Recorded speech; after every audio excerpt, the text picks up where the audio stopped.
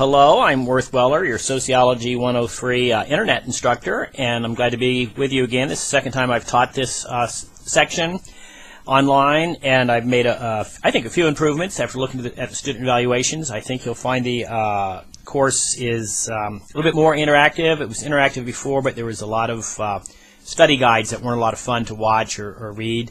So I've instituted some other ideas this time where it kind of cuts down on your reading, a little bit more interactive games and things you can play to figure out how your final exam is going to unfold. I can't spend a lot of time telling you about myself in this little lecture because I've got like a little 10-minute time span for YouTube. So what I'd like to do is I'd like to just jump right into the course calendar and how this course is structured. Okay, course calendar is a very important document. If you look at your course online, you'll see that it's on the left-hand side in the folder called Course Information. It's where you're going to find this, okay? And the calendar basically points out that there's 4 learning modules, and it unfolds over 8 weeks. And each module refers to a unit. The first unit is a sociological perspective. That's kind of the background of sociology, and that lasts 2 weeks. During the third week, we go to Unit 2, Learning Module 2, where we talk about social groups and social control. And then we move on, after just 1 week, we move on to Unit 3, which is about social inequality, all right, and that's a 2-week unit. And then we arrive at Unit 4, which is about social institutions such as the family and religion and health, healthcare, those kinds of things. And that's a 2.5-week long unit. We have an 8-week time span, but we have to really get all the work done in 7.5 weeks because I have to turn the grades in at the end of that 7.5 weeks, okay, right before the 8 weeks are up. So the course calendar is pretty straightforward. All your important dates are in there, all right. The very first thing you want to do is you want to find the syllabus, which is also in the course information button. And you want to read the syllabus, and there's a quiz that goes with it. The quiz is designed to help you understand the important elements of the syllabus. I mean, the whole syllabus is important, but there's some elements that you really need to know. That experience shows me that students skip over it and are surprised. I don't want you to be surprised by anything in this course. I think you're going to find the course fun. I think you're going to find I'm a fair grader. I know my subject very, very well. Subjects, actually, sociology is a very complex subject. This is one of those lifelong learning skills. You're taking this course. It's going to impact your entire life, okay? It helps you understand how the world works, all right? Very important course in that regard. And everything else in your life can build on this. So you have the 4 learning unit folders. If you look in your course content, you'll see it's divided out into folders.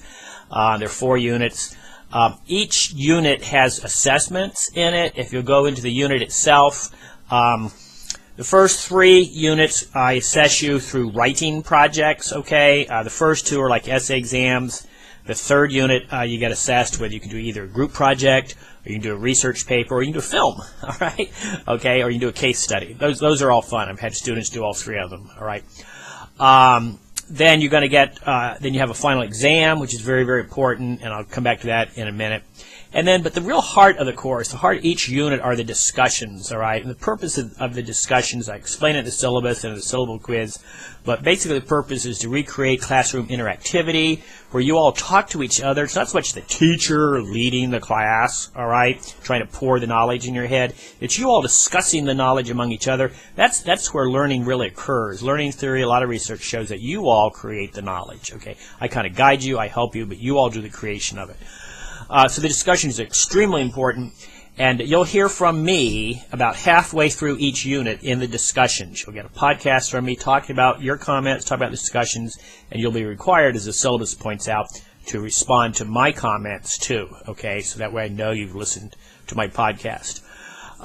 Inside each of these learning unit folders, you'll see a Word document titled Learning Module, okay? It's a Microsoft Word document, and that gives you all the details of that unit, everything you need to know about it, okay?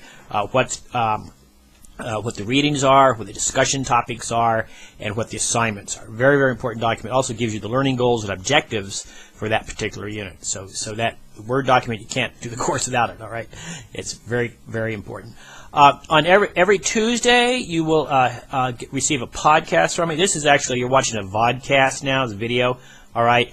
They're a little intensive in terms of upload time and everything. So after this, you'll mostly be hearing from me in terms of podcasts. There's small MP3 files, which you could put on your MP3 player if you wanted to walk around listening to them. I don't know why you would. All right, but they'll be short. And I'll be talking to you just about what's coming up that week. All right, just kind of reminders on Tuesday. All the course content is delivered through the textbook. I really, really like this textbook, okay? And some of the other course content is delivered through discussions. A lot of the discussions are linked to hyperlinks to web pages and that kind of thing, or videos, that kind of stuff. You'll enjoy the discussions. But the textbook's very, very important. You have to read it. You have to read it to get a good grade on the final exam. You don't have to memorize it. You're in college now. It's not about memorization, okay? It's about understanding the concepts that are presented. The final exam is open book, by the way. Okay, so you get to go back and look stuff up. You can use the index and, all kinds of ways. But you need to be familiar with the material, because otherwise you won't get the concept. And the unit assessments, I cause you to write 3 times. You're going to be doing a lot of writing, all right? And all the writing comes right straight out of the textbook, okay? And if you haven't read it, you won't have enough time to do the writing. The 4th assessment is the PowerPoint. It is a researched PowerPoint. It's a very visually oriented PowerPoint. You'll enjoy doing it. I've gotten a lot of great response back to it. You'll also see in every single learning unit folder, the very last item is a What Do You Know folder. All right, and inside that folder are some fun games that review the material from that unit, and that also are the preview of the final exam.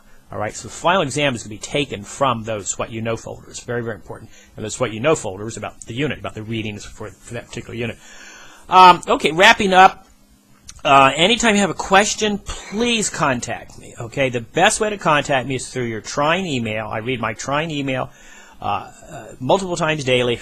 Monday through Fridays, 8 to 5. Okay, that's my working time. All right, doesn't matter if I'm on the road. It's summer. Okay, I'll be taking plenty of vacations, but I'll be reading my email Monday through Friday, 8 to 5. Okay, so you can get a hold of me with questions. My address, it's in the syllabus, but it's also right there. You just go to Blackboard and go to Mail, and you can find me there. Okay, so please feel free to stay in touch with me. We don't actually meet live online or any place like that. Okay. Instead, you're going to be getting these podcasts from me, maybe another vodcast or two, but most likely podcasts.